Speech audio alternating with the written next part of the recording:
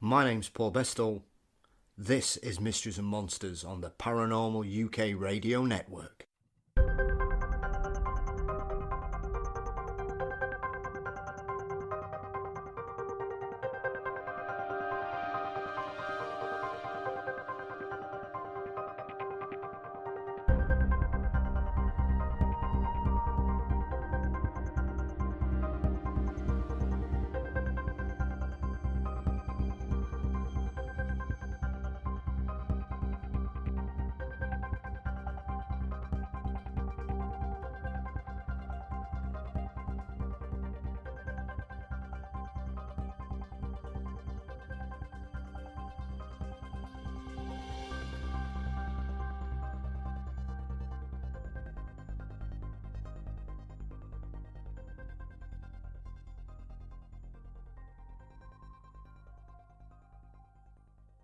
Welcome to Mysteries and Monsters. This week we welcome legendary paranormal investigator, author and podcast host Lon Strickler to the show.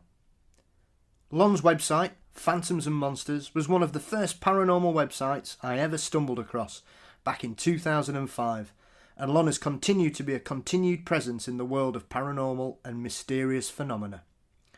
We discuss his paranormal experiences, his website, Phantoms and Monsters, the resurgence in the Lake Michigan Mothman sightings, ufology, and one of the most unusual UFO abduction cases in the modern era, that of David Eckhart. I trust you'll enjoy our conversation. So, before we get there, once again, thanks to you, the listeners, for your lovely emails and reviews this week. It really makes our day to hear from you, so please drop us a line with any comments, guest selections, or if you'd like to appear on the show. Just drop us a line to mysteriesandmonsters@gmail.com.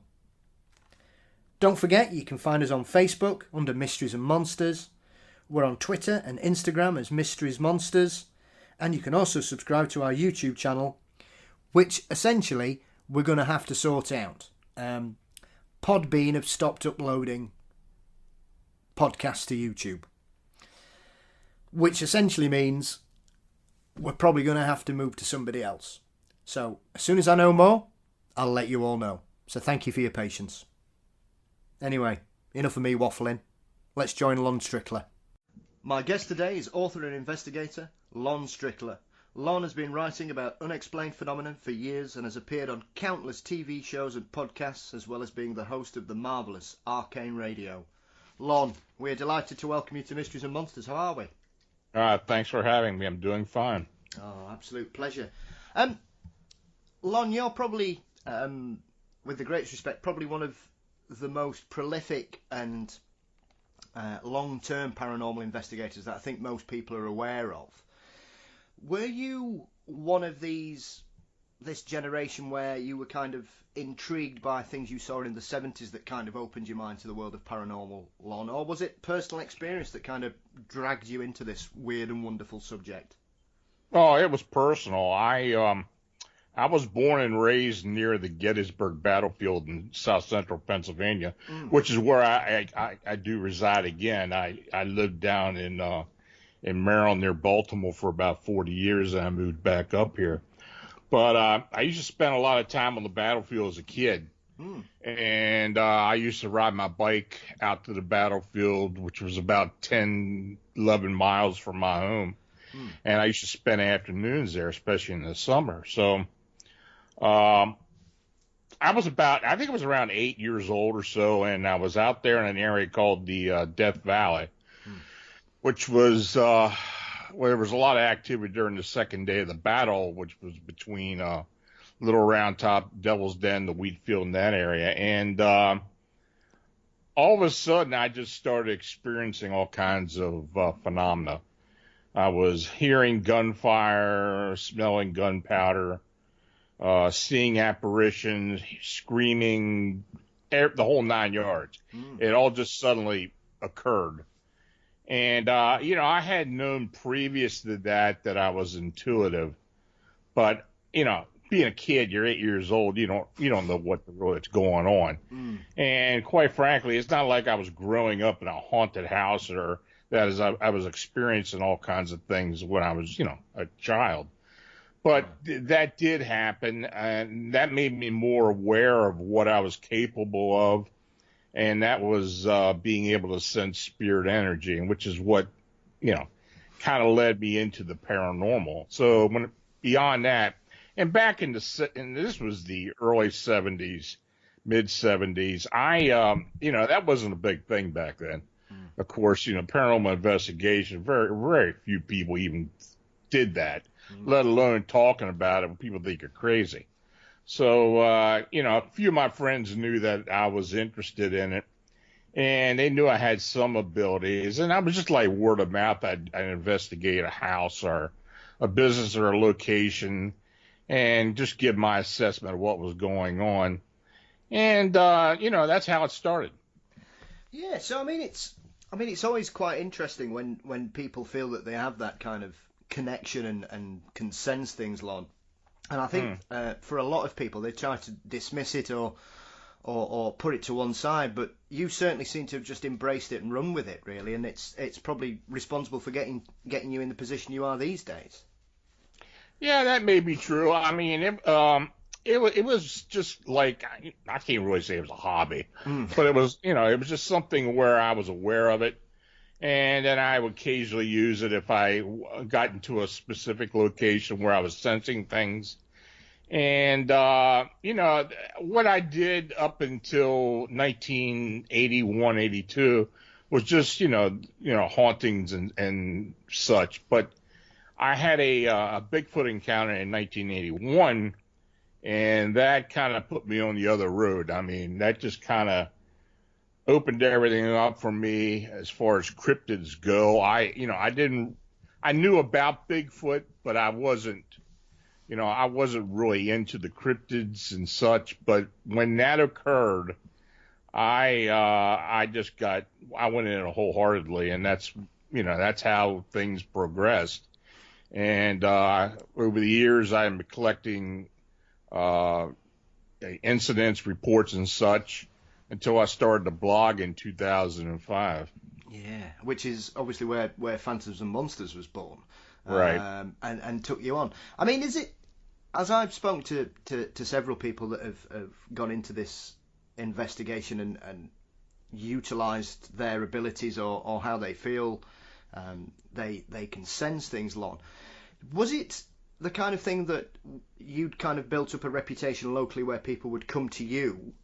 Or were you kind of on the hunt for interesting stories, and that's where it sort of developed from?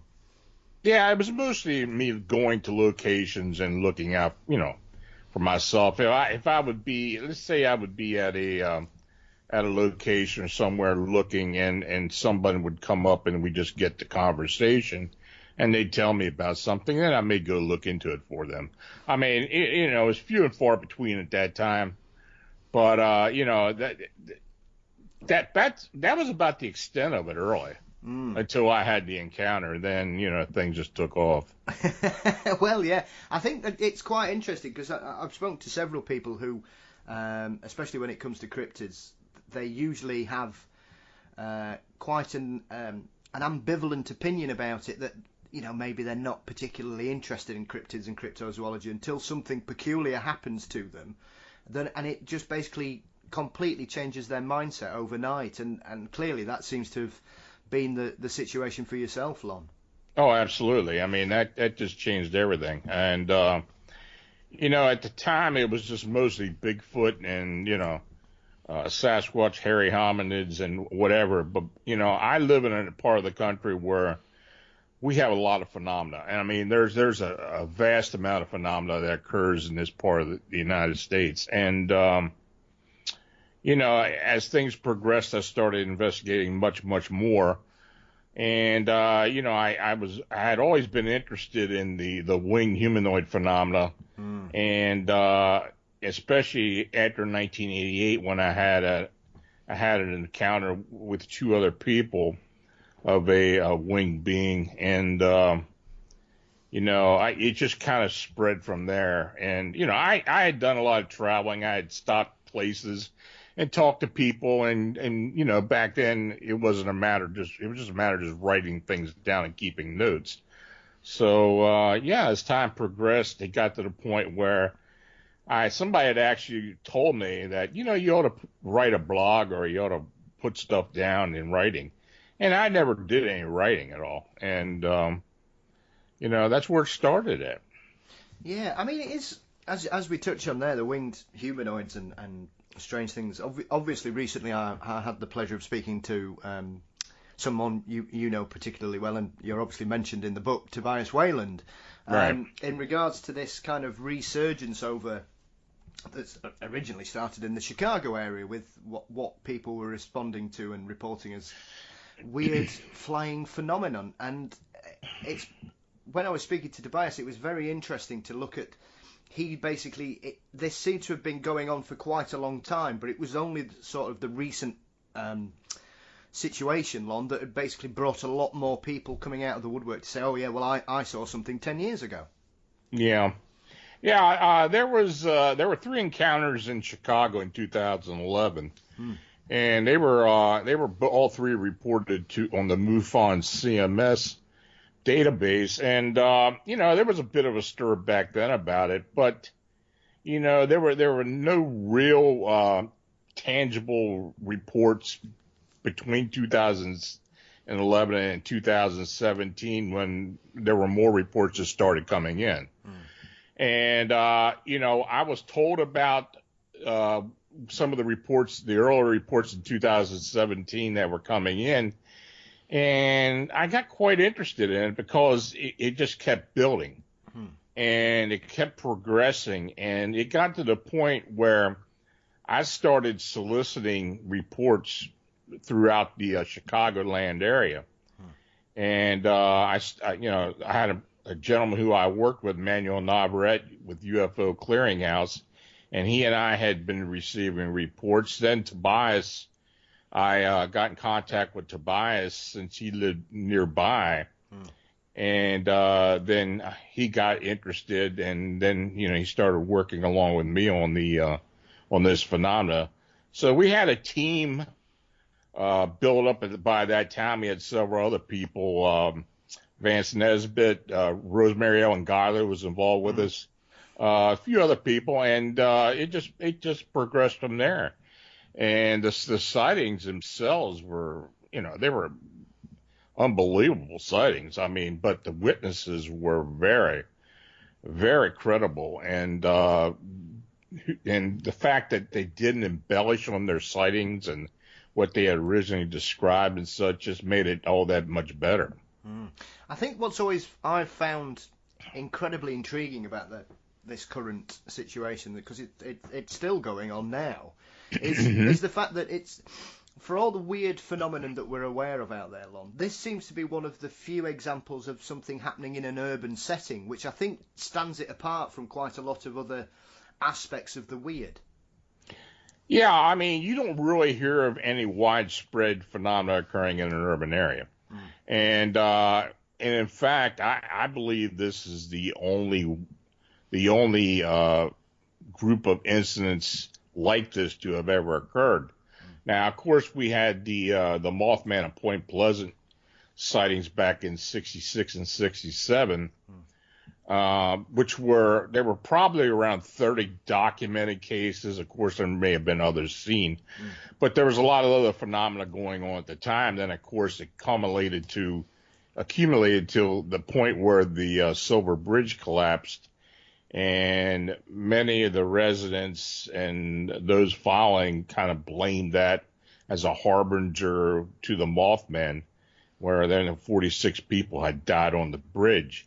And of course, that being a small town, when you have a large tragedy like that, people tend to find an excuse as to why it happened. So, of course, you had the local boogeyman going on with the Mothman, and then people just went ahead and decided, well, that was the reason why the book collapsed. But quite frankly, I don't really buy into the harbinger port the doom theory. There have been some examples over the years, but what's been going on in Chicago, I really don't believe there's any ties to any type of disaster, but there were a lot of people that really did believe that was going to happen. And in fact, that 2017, when we were taking the majority of the reports, I had people calling me 24/7, just residents of the city who were scared to death that something was going to happen. Yeah, well, I think that's the thing, because, like you say, the reputation of it becoming a harbinger as something that's obviously built over the last 20 years. I think maybe it's because of the way the Mothman is portrayed in the film, the Richard Gere film that came out at the beginning of the century. Yeah. But I think, I mean, Keel, when he was obviously, knee deep in all that strangeness going on in Point Pleasant, because, like I said, the Mothman is just a small aspect of all that, Lon. It was remarkable, like you say, and I think that some people automatically just put faith in the fact that this creature, whatever it was bad news. Whether or not there was any real sort of supporting evidence, they were convinced that it had nothing good to bring. Well, I have looked into this phenomenon at Point Pleasant for a long time now. And I have been there several times. I've done some investigations. And after a while, I came to the conclusion that I thought that the Mothman was actually a flesh and blood being, but it most likely came through a portal or some type of other reality.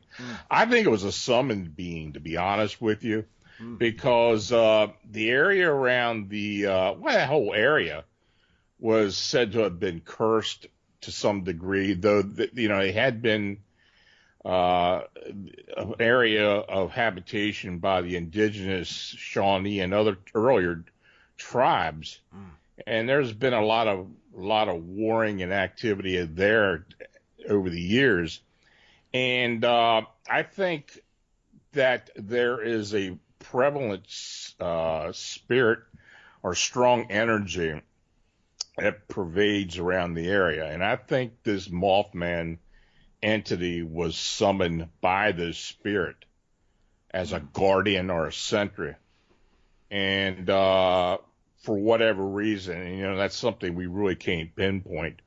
But the fact that when these sightings did occur in Point Pleasant, and particularly around the West Virginia Ordnance Works, the Mothman beings was somewhat aggressive. And it was chasing people and scaring them, and so it was somewhat an aggressive being. Now, the fact that when the bridge collapsed and it was thought to have been a harbinger, well, like you said, John Keel had been looking into the phenomena, but there was a lot of other stuff going on at the time. There were a lot of UFO sightings, a lot of paranormal sightings, and later the Men in Black phenomena occurred. So, I think John Keel kind of went along with the flow and kind of connected it all together for the most part.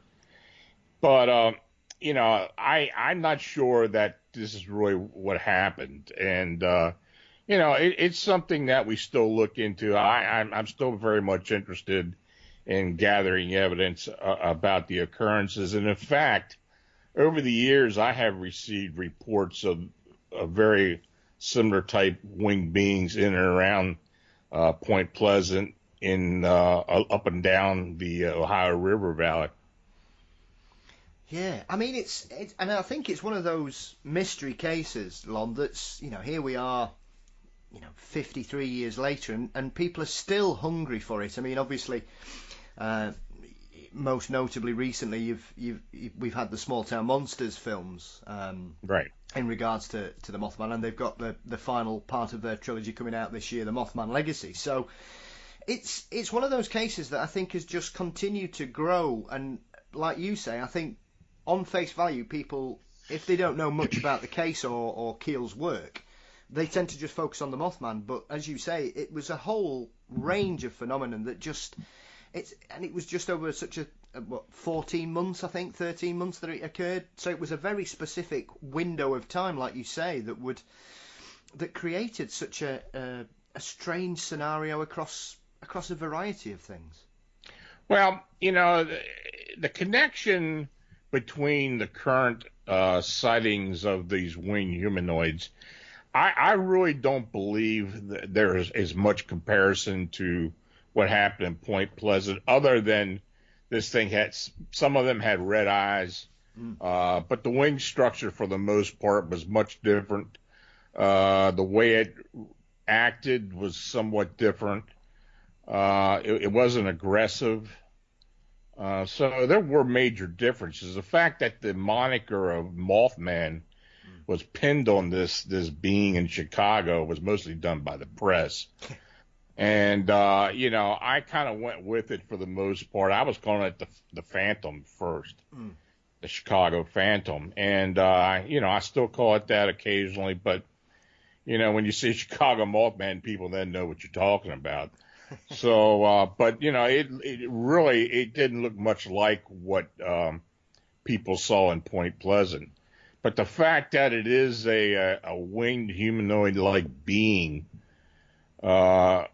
it's very unusual. I mean, the fact that people have seen winged beings for centuries, quite frankly, and I've investigated winged humanoids all over the country, even into Canada, for many years now. So, this isn't something that's kind of centered in just one or two locations. This phenomena does happen, and occasionally it does happen in groups.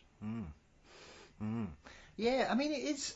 I mean, obviously it's the most well-known one, but like you say, there does seem to have been sporadic reports, as you refer to, that go back quite a long time from all over the north of America, and it seems to have been. It's one of those phenomena, I think, that perhaps a lot of people don't really look into that much. I mean, obviously, right now it's clearly something that's gained a lot of attention, but it's part of that Fortean phenomena, like you say, that just seems to defy explanation in regards to what these people claim to see.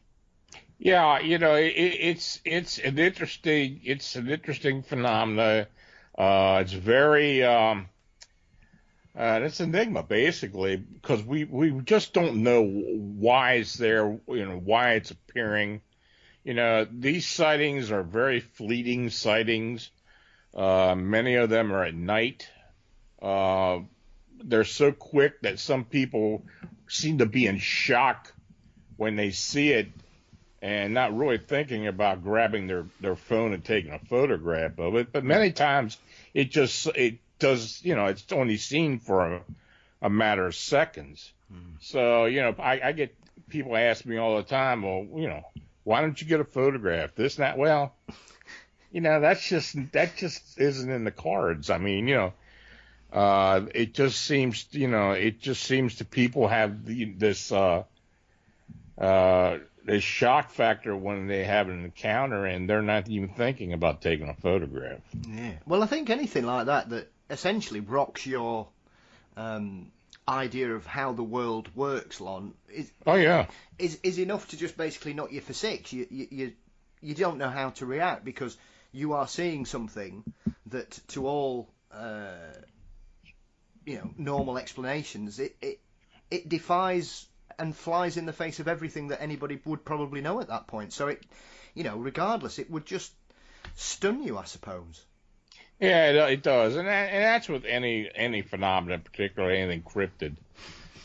You don't expect to see it. It happens, and you're just floored. And basically, a couple minutes later, you think, I should have took a photograph of this thing. But yeah, well, that's the way it happens. Absolutely. I think it's one of those, everybody, it's easy to say, oh, well, I wish I'd done this. But I think, like you say, you just don't know how you're going to react both emotionally and sensibly to seeing something so peculiar. Absolutely. So, do you think this is something that is unique to this particular era, this consistent amount of sighting? Because it does seem to be developing as we speak, really, because it seems that now more and more people are becoming comfortable with coming forwards to it. And I think, as with any phenomenon, once one story gets out the bottle, it tends to kind of make people relax, Lon. Have you found that in regards to the people coming forward to yourself? That may be. I don't know. That's hard to really answer. I guess it depends who sees it, and I'm quite sure there are a lot of people that have seen this thing that just haven't reported it.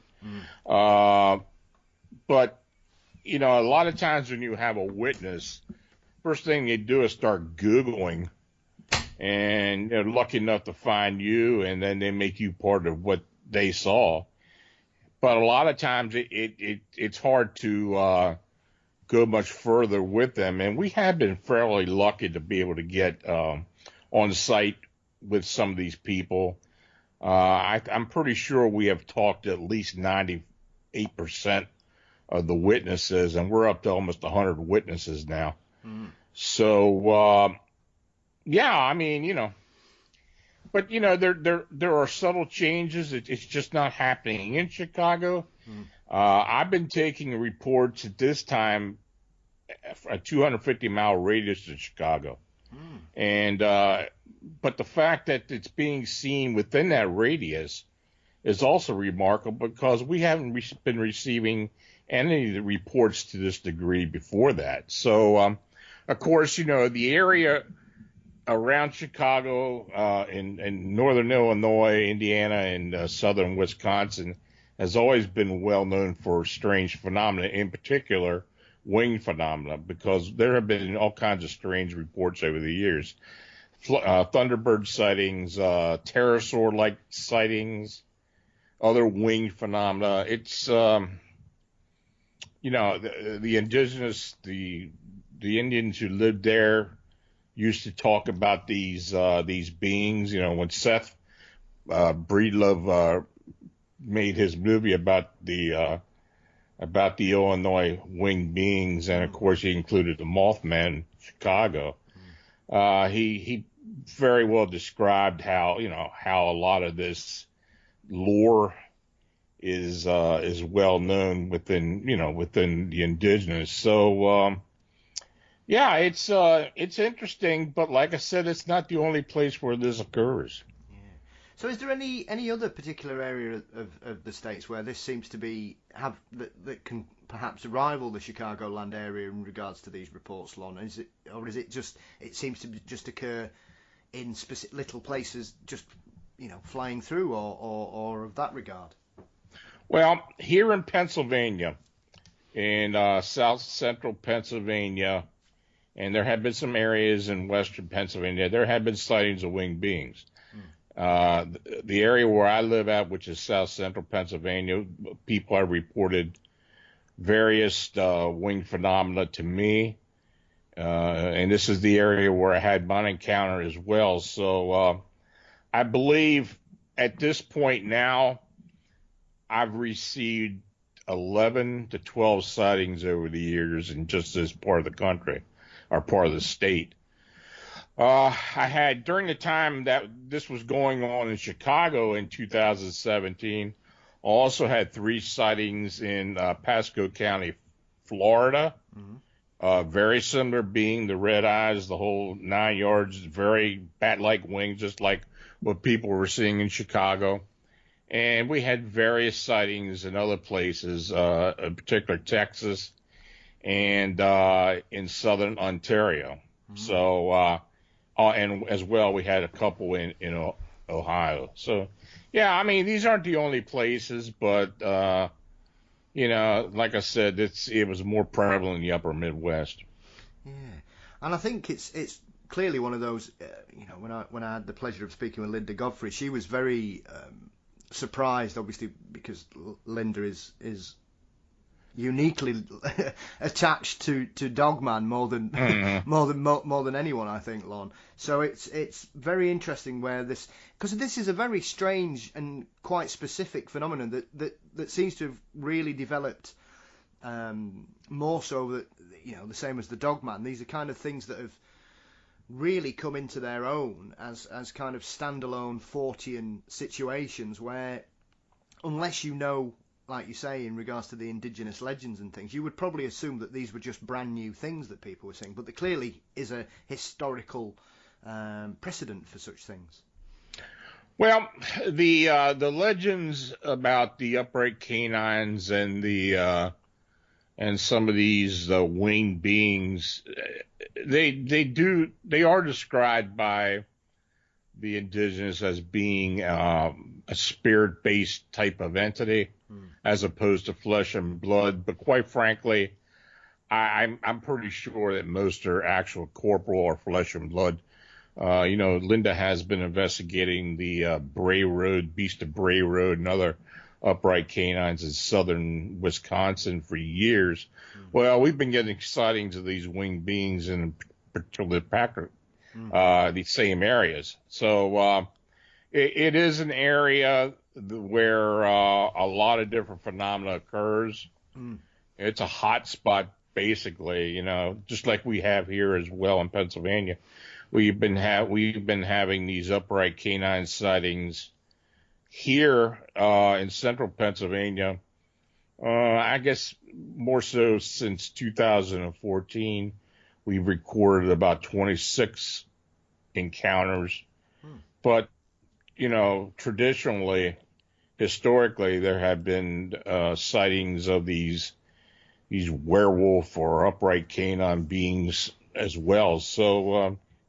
What they are, we really don't know. Are they supernatural or are they flesh and blood? There's different camps. Some people believe, just like with Bigfoot, it's flesh and blood. But I particularly believe that most cryptids in general are supernatural or able to either cloak or move between worlds.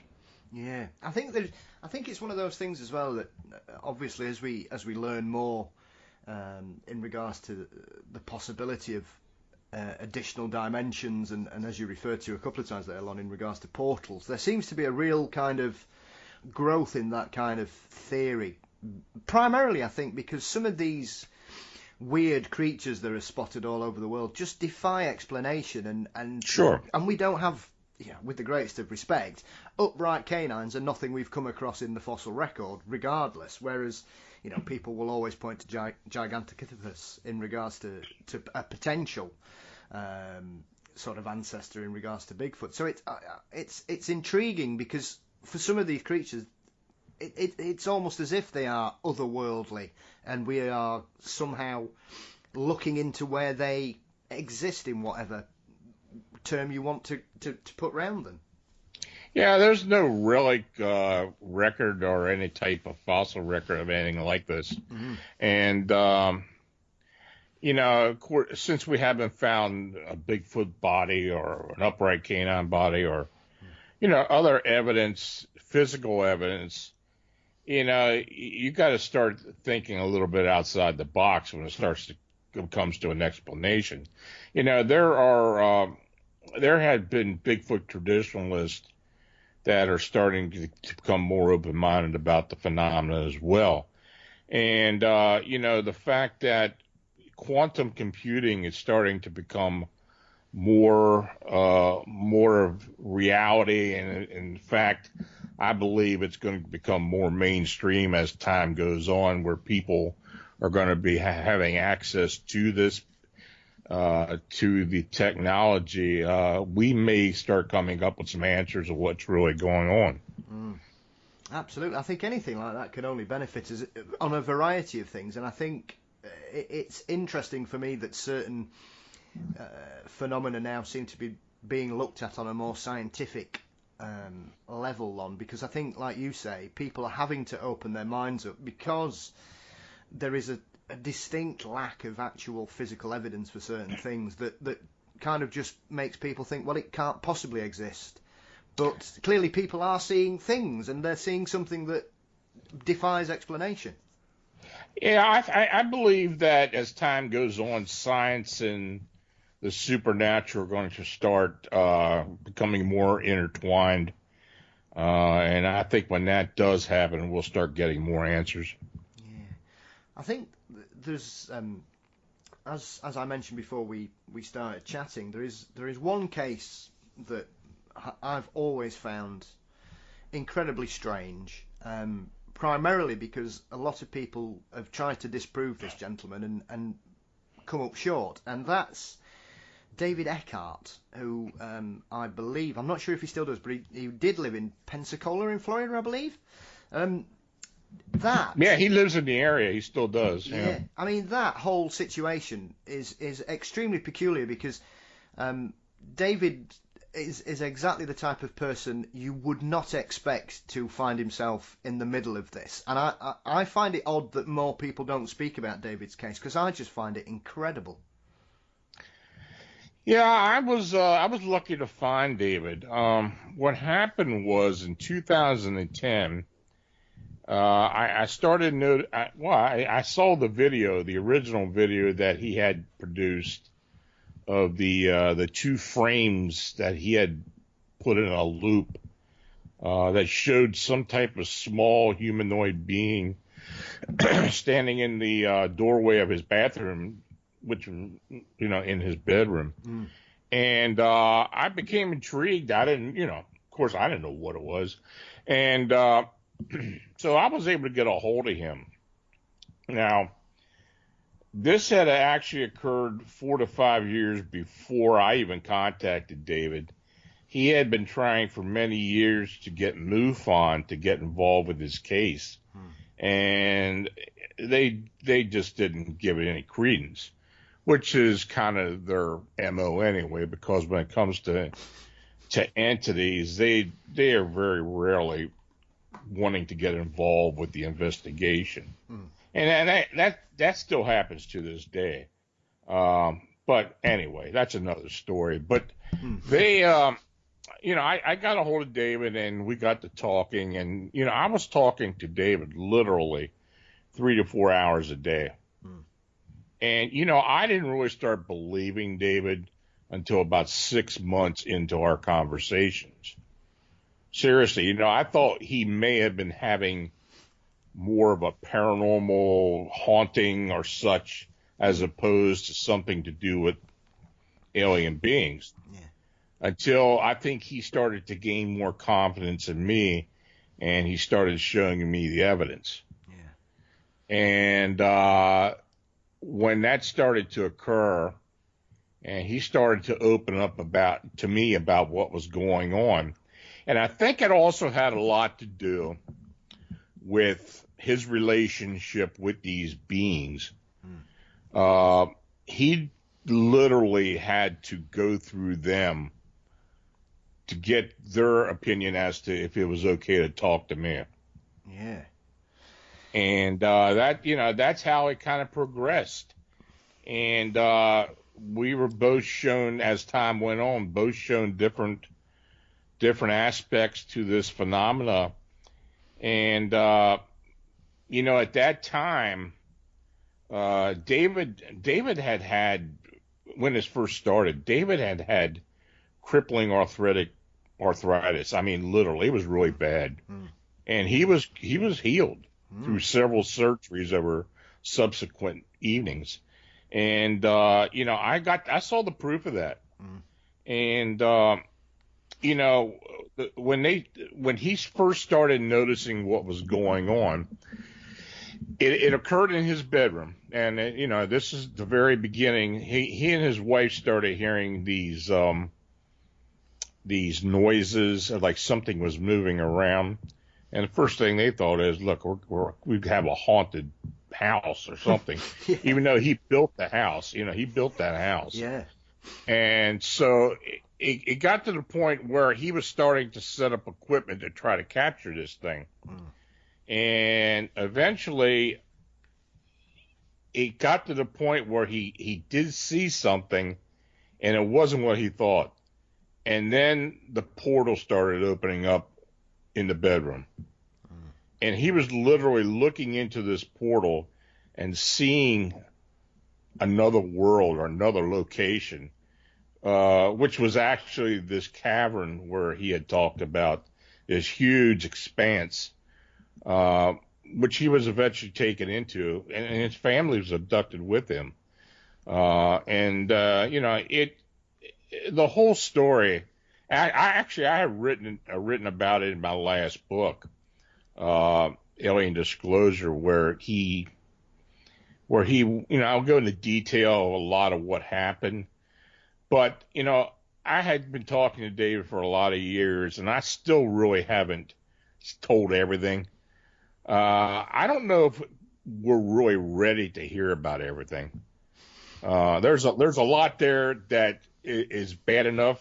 Yeah. That's pretty, it's pretty hard to read or to hear about. But the alien phenomena is it's not all fun and games. A lot of people talk about, well, I wish I was abducted. I'd like to have an encounter, and no, you don't want to go through that. Yeah. It is not what you think it is. I wouldn't wish it on anybody. And I've talked to people over the years who thought they had a good encounter, and but I've talked to way too many more people that have had adverse encounters. So in his case, he's been lucky enough he eventually moved to another location, and he's still having these encounters where they are literally coming in to his home, and it's different types of entities. And he's been lucky enough to be able to photograph some of them through various filters and techniques. But it's an intriguing story. Yeah, I mean, it's a very perplexing case because, as you said there, when you first read how the phenomenon begins, I was exactly like you when I first started reading about him a few years ago. It really did sound like they'd got ghosts, because how it was, I think his wife once rang him at work terrified, saying that she could see people walking through the house. And through walls and doors and things. And like you say, he'd built this house, so this was just like a vacant plot. And it just suddenly seemed to take a real left turn, Lon, from what you would normally expect as to be a paranormal series of events to becoming something which, once you've read into it and looked at the photos and heard David speak, it's absolutely terrifying. And like you refer to, I think some people are very flippant about this. And I think what's interesting for me, David's case is one of those where it's very similar, that he's got a very kind of, whilst he's benefited from it in a positive way physically, I think it's clearly affected him and his family a great deal on a psychological level. Oh, yeah. I mean, his family has broken up from it. I mean, it got to the point where his wife really just couldn't stand it anymore. And, his children are somewhat estranged, but, he still talks to them. He still has communication with them. But it led to some issues. And, especially when it came down to these beings trying to breed with him. Like I said, I've got it all written out in the book. It's, in detail, but it's quite an interesting story. And, I was able to get, a TV show, which I don't know if you're familiar with in the UK, but it was titled Fact or Fake Paranormal Files. Yep. And, the team that went in there, they go in to try to disprove everything, of course. Yeah. And they just couldn't do it with him. And, I had talked to the Ben Hansen, who was the lead investigator on that show, and I was a little bit unhappy with some of the way some of the things were portrayed. But the one instance that they really couldn't figure out was the Earthworm Incident. Now, what happened was, David had told me about this before. Each time there was, the portal would open up or they would be taken, the next morning when David would come out and go to work, there would be earthworms everywhere. Literally, night crawlers that popped up all over the place. It was so bad he had to take a hose each morning and wash them down into the street. Yeah. because they were all, in fact, his neighbors were all pissed off at him about that. And, I don't know what kind of excuse he used with them when this was going on. But anyway, when the Fact or Faked team was there, they had David in the bedroom, and one of the investigators was in the bedroom, and they had the van parked out in front of the house, and one of the investigators was up in a tree at the window looking in to David laying on the bed, sitting on the bed in the bedroom. Well, anyway, what happened was the equipment started going haywire. I mean, there was a massive electrical interference.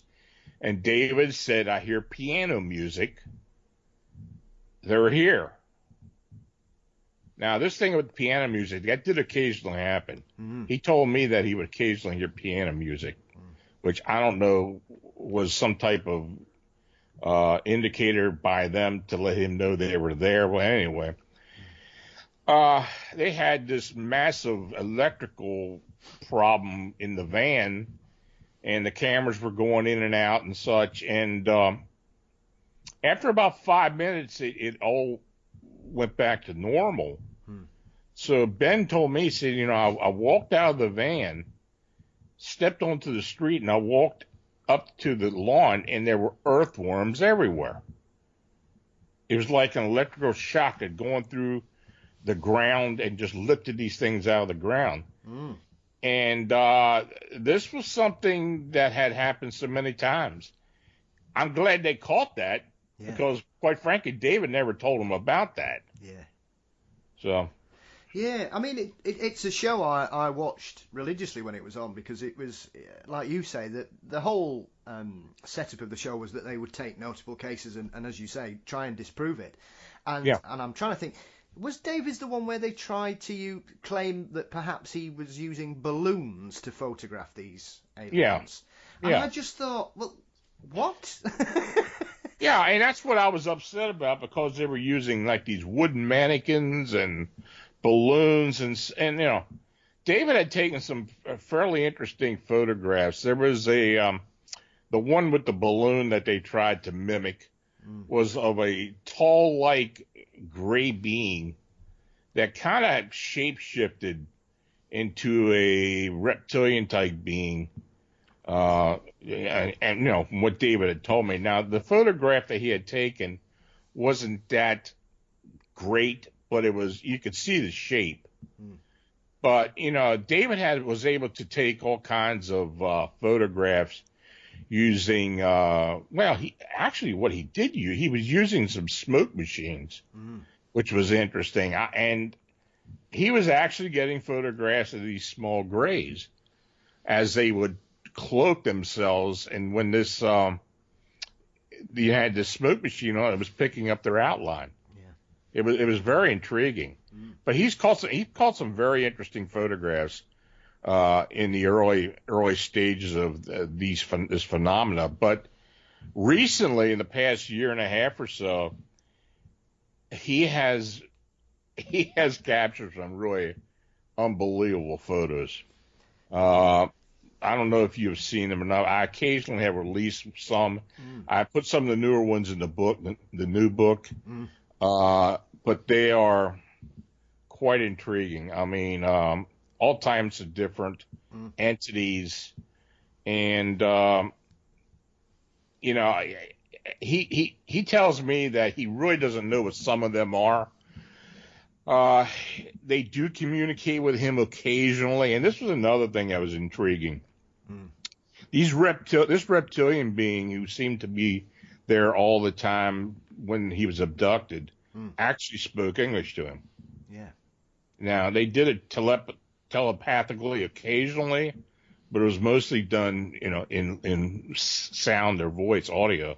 So, it's a strange case, and it still goes on. And in fact, he sent me a bunch of photographs last night that I'm looking over. But, he uses various ways of filters, large glass.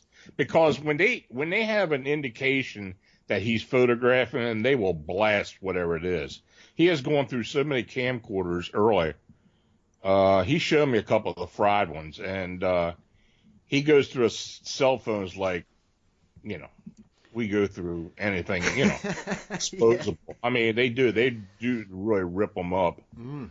So I don't know what kind of energy it is that causes that, but I think some of the more intriguing photographs he has taken are of the transporting devices that show up, the the teleports that open up and where these beings actually walk out of them. Mm. And yeah, it's I've had a lot of people look at them. I've had a lot of psychics look at them, and they're just flabbergasted. I think what's very interesting as well, there are two aspects to when David's story first sort of hit the headlines that make me smile. On one is the description. I believe he says one of the reptilians, or the thing that he communicates with the most, doesn't really like humans, and he's very grumpy. Oh, he is. Which, He's a crowd. which I always Yeah. found one of those marvelously amusing little tidbits that you just think, well, that's just something that you don't expect in this kind of thing. Because normally when we hear of because the thing about David's story that I find is obviously the negative aspect of how it's affected him and his family. There are some really interesting parallels with what happened with Whitley Strieber, Right. in regards to how he viewed it, because obviously Whitley's got a very negative kind of, and quite rightly, with what's gone on, and I was fortunate enough to speak to Calvin Parker last year as well, who's the Pascagoula incident. These people don't. It seems to have. We've gone from this kind of these, with the greatest respect, people like Adamski in the 50s. These tall tales, Lon, where people were coming from otherly worlds to share intelligence and knowledge with us and save the world. And we seem to have gone now where these, several high-profile cases from people such as David and Whitley, there's a real negative aspect to it, whether, either through contact or just the whole psychological damage it's doing to these people. Oh, yeah, it does occur.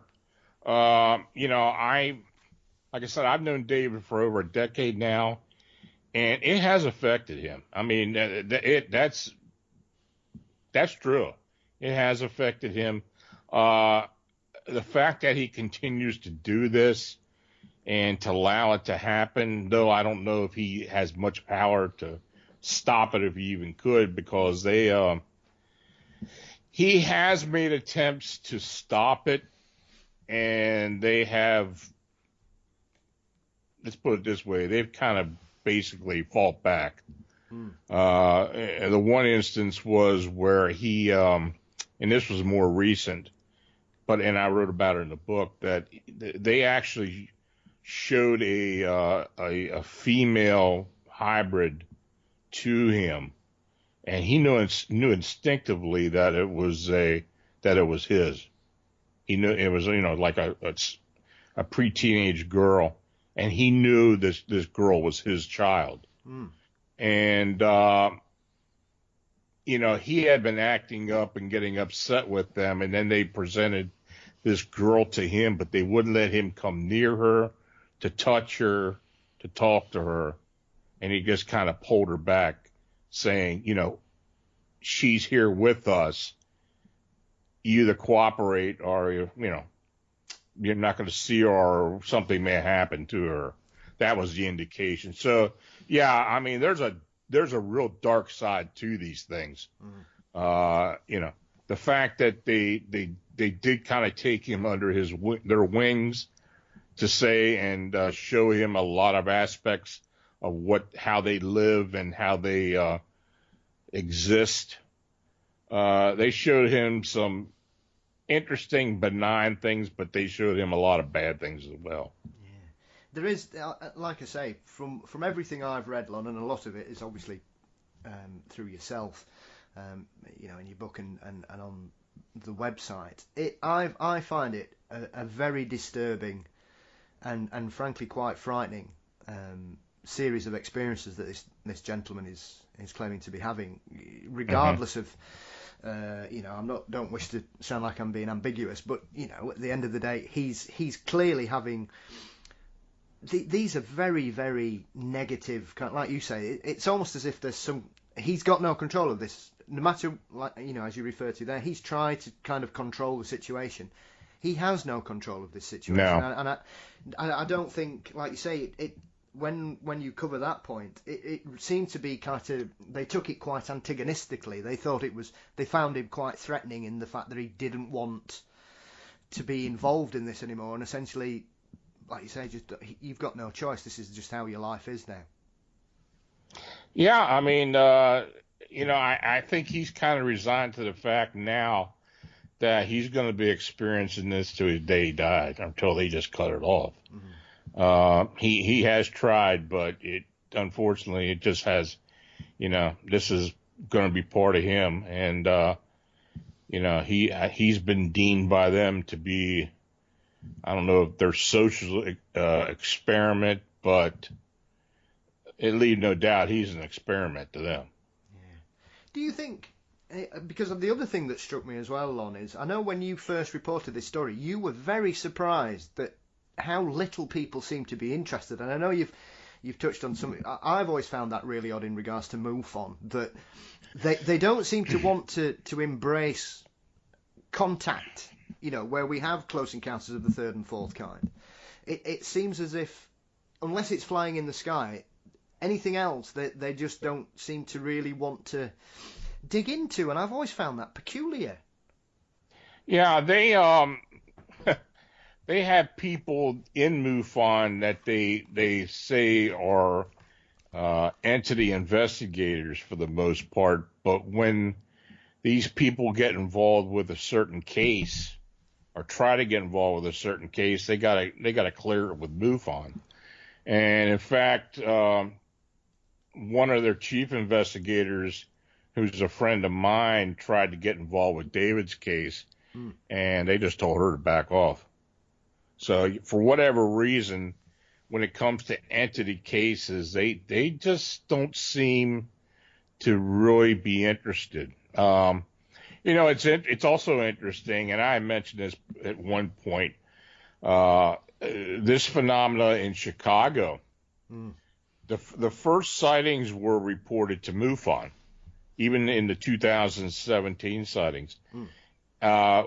We got the initial sightings, the initial reports off the MUFON database, and they weren't following up on it. So we eventually were able to find one of the witnesses and talk to them and get the full details.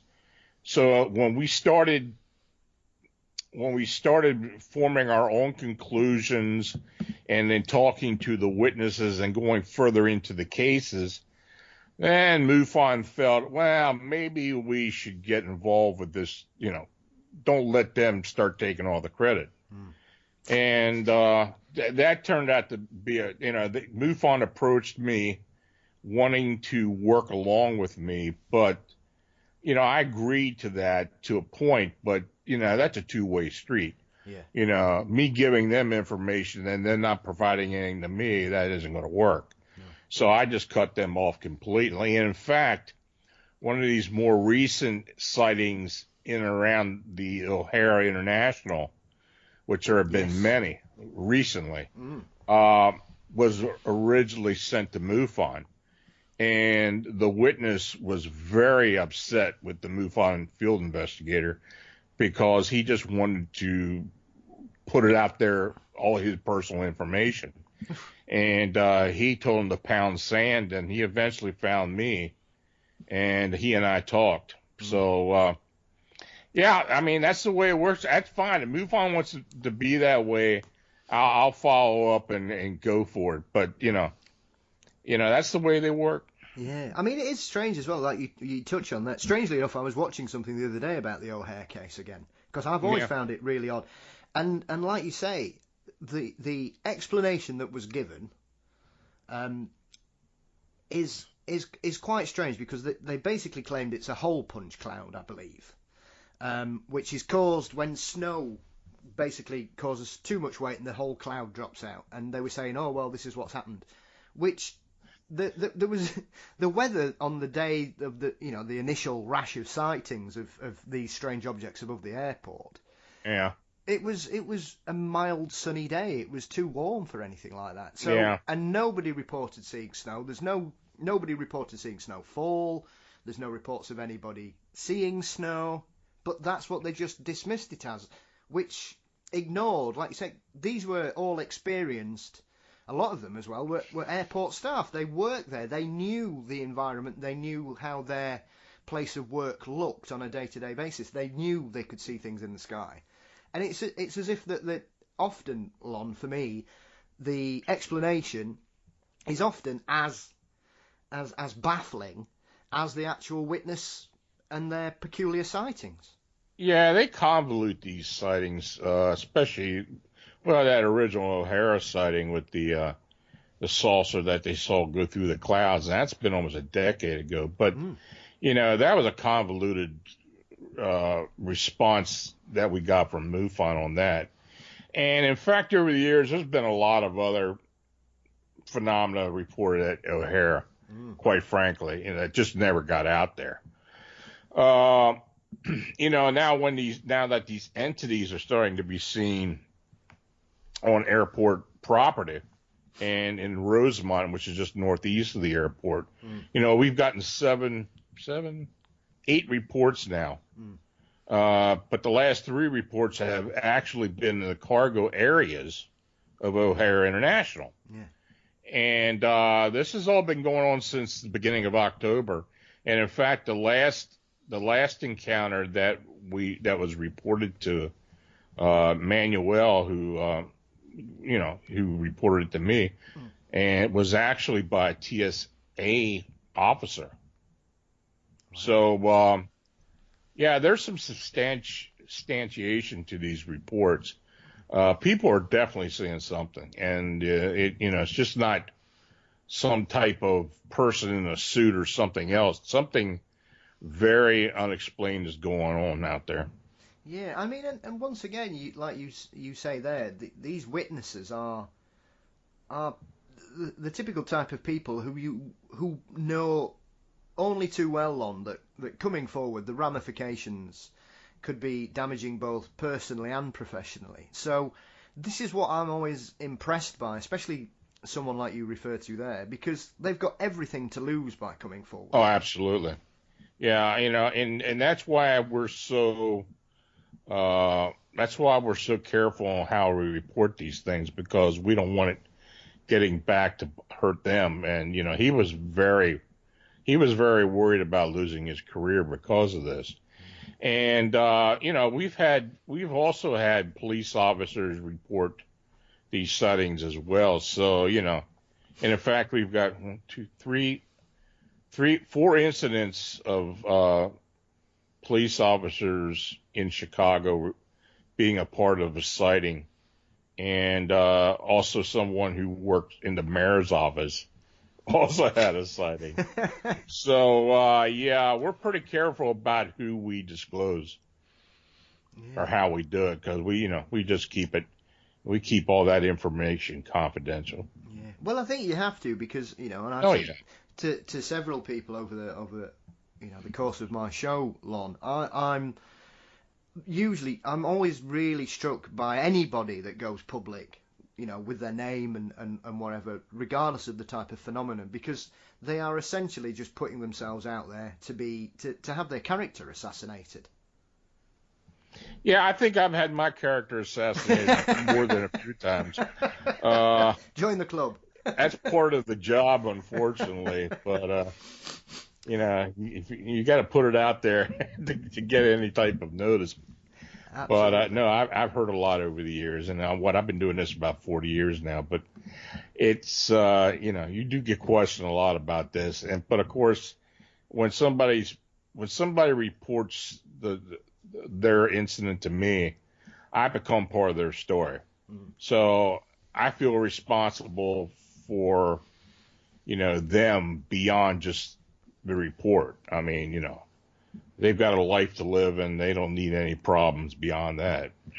Yeah, absolutely. I mean, and it is always one of those things. I was watching something strangely about the Hopkinsville case, and a very well-known skeptic basically just said, "Oh yeah, they were all alcoholics and they were drunk." And I just thought, how on earth can you say that? Because that's deeply offensive on several levels, Lon. Yeah. And he said, "Oh yeah, well I spoke to one of the officers and he said there were some beer cans in the bin." How many? Because there's 11 people in this house for a start. And if you are going to go down the tangent of these people were all drunk and seeing things, that's a hell of a lot of beer for somebody who lives in the middle of nowhere to be drinking. I always say a skeptic is a skeptic until something happens to them. Yes. And believe me, I've had many people who had, that totally didn't believe any of this type of stuff, any type of phenomena, until it happened to them. And then they're true believers all of a sudden. Yeah. And look, I've had to deal with skeptics my whole life as far as this goes.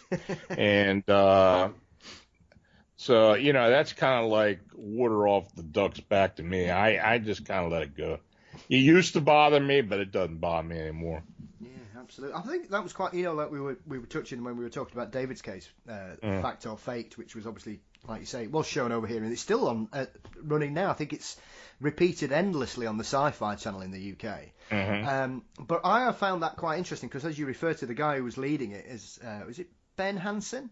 Yeah, Ben Hansen. So Ben was ex-FBI, I believe.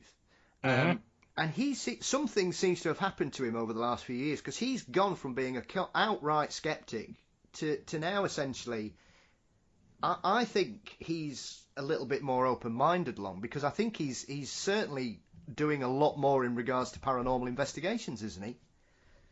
Yeah, most people that start out like that, kind of having a closed mind, after they start doing all these investigations and start getting deeper into this, they usually kind of open up a bit more. I've seen it way too many times, quite honest with you. You were talking about Linda Godfrey. I've known Linda for a good while. Linda was strictly flesh and blood in the beginning, and now she's more open-minded about the phenomena now. And I think a lot of investigators who started out early with these are beings that are flesh and blood and walking about are kind of a little more open-minded about the phenomena. Yeah. Like you say, I think it's one of those things that eventually it's just a culmination of evidence and experience that basically, if you keep that closed mind, you essentially are ruling out any aspect of potential, and therefore it's kind of a dead end because it is. You're not looking for an well, you have a solution. You're just trying to fit it in to the phenomena you're exploring. Yeah, it does. I guess it can drive you crazy. I guess. When I first started out with this, just like when I had the Bigfoot encounter. I knew I saw a Bigfoot. When I saw that thing, I was convinced that, this thing walks about. This thing is actually, some type of flesh and blood being. It's tangible. But as years go on by, and I know I saw it, I still have questions about it. And when it comes to cryptids, I really can't say that all of them are or any of them are flesh and blood. I mean, they're, you can listen to all the witnesses you want and take all the information they've got, but there's still always going to be questions. That's just the nature of the beast. Well, I think that's what human nature is, to question, and when you stop questioning things, Lon, I think that you're in trouble straight away because you basically just accept things, and that's never a good place to be. No. Yeah, but questioning is human nature. I think it's one of the aspects that makes us human is our ability to challenge and question things. That's how we've ended up in the place we are today, I think. Yes, I believe that. So, what's currently on your radar, Lon? Have you got anything you're going, apart from everything that seems to be going on? So, Yeah, what you it getting your just teeth in at the moment? I've been working on a book. It's kind of been up and down. What I'm doing, I'm writing on a book about flying cryptids, but I'm following up on this Chicago phenomena, and I'm trying to keep up to date with that. I don't know how much I'm going to be able to get in with other flying cryptids because it keeps expanding. But I've been working on that now for about 6 months, and it seems every time I sit down and say, okay, I'm going to write this, something else comes up.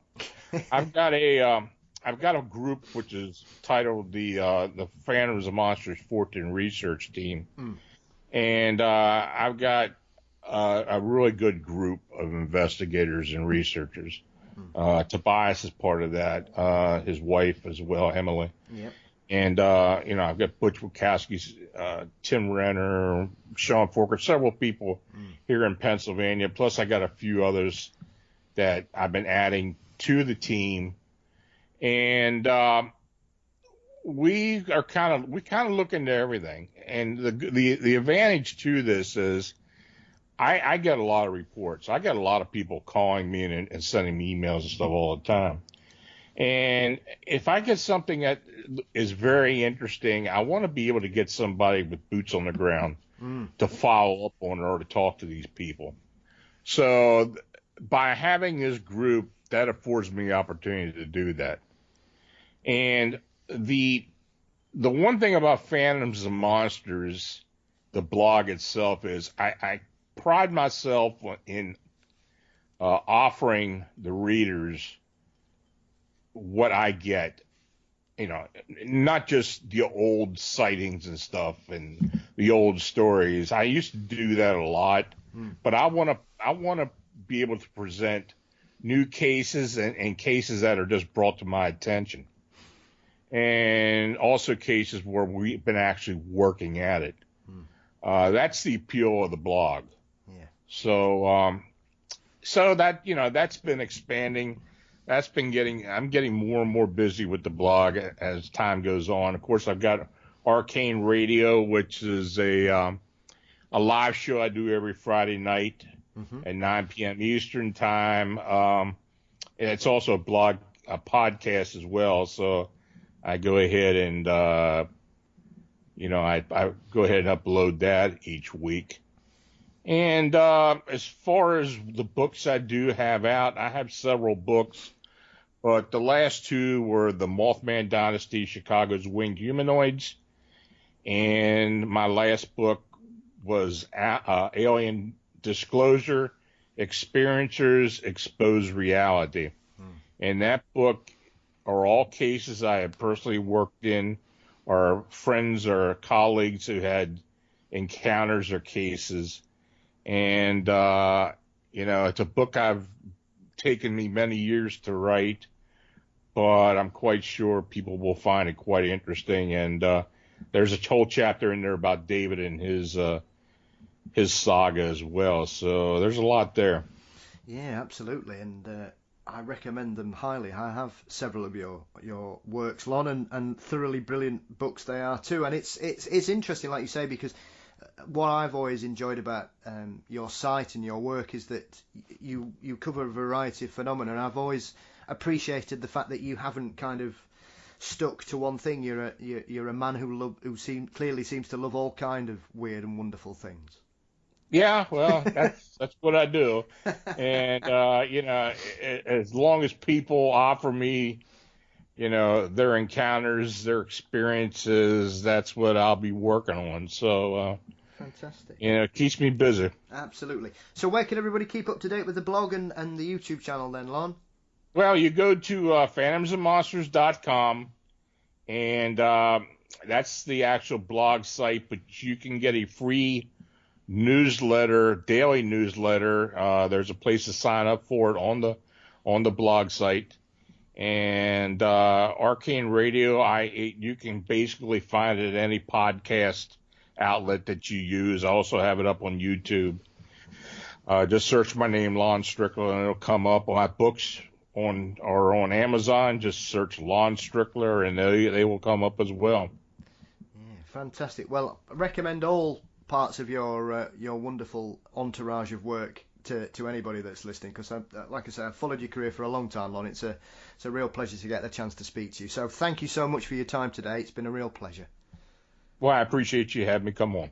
Hey, anytime. Take care, Lon.